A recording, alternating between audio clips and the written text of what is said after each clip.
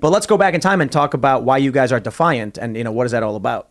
I refuse to wipe down my groceries this time. I don't care what they say. I'm not going to. Is that why they fired you the first time? Because you brought in groceries to the studio and you're like, I ain't wiping them. Well, the first time I didn't want to get the COVID shot. And I wasn't afraid of the COVID shot and everything. I didn't like the message. I didn't like the, what it was sending. I didn't, did I think I was going to die from it? No. But I didn't want to get it. So, and the company I worked for was Disney, and they owned the TV show. So you were on Kimmel. Yes, I was Jimmy Kimmel's announcer for 20 years on Jimmy Kimmel Live. Wow. And Jimmy wasn't happy that I wasn't going to get that vaccine, and all the producers of the show were very upset with me. But by that time, I had left California and I was living in Arizona because I brought my kids there because they wanted kids to play with, and Pasadena, California was very, very tight and very restricted. And so we went there, and they had cousins that lived there.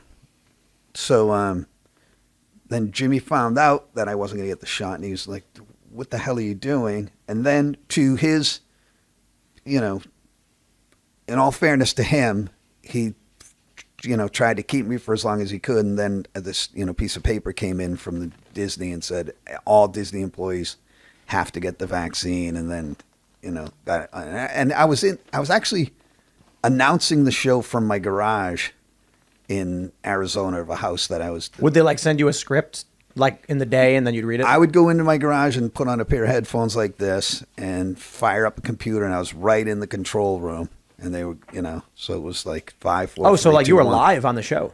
Yeah. Oh, wow. Yeah. Oh, that's crazy. But they were like, even though you're in your own home, you can't, you're fired. No. And then all of a sudden it kind of became important for me to come back to California, and we need you in the studio, which. Wow, really? Maybe they did. I whatever, it's their show.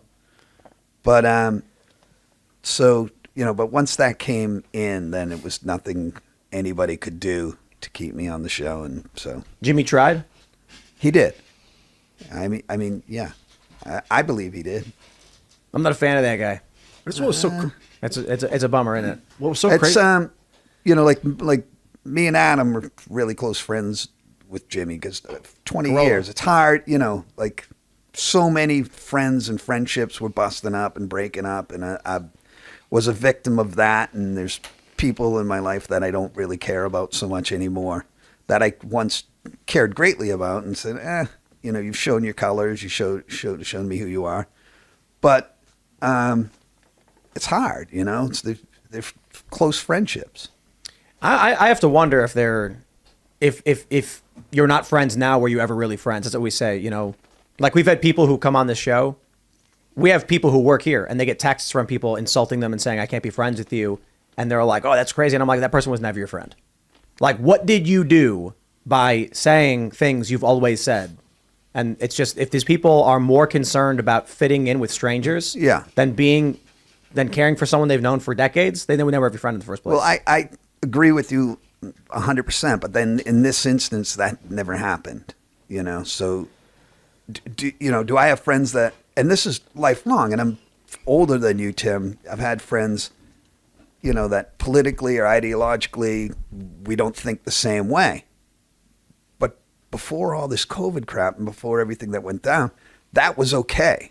If someone told me, they were voting for George Bush and I was voting a different way, I was like, okay, but I can still be your friend. Trump too, though. That's all changed. I think Trump changed everything. I think Trump's a symptom. I don't think Trump personally changed it. I think the Trump era. The Trump era is people cannot deal with I'm kind of, part of me is glad it all went down because you really get to see who's evil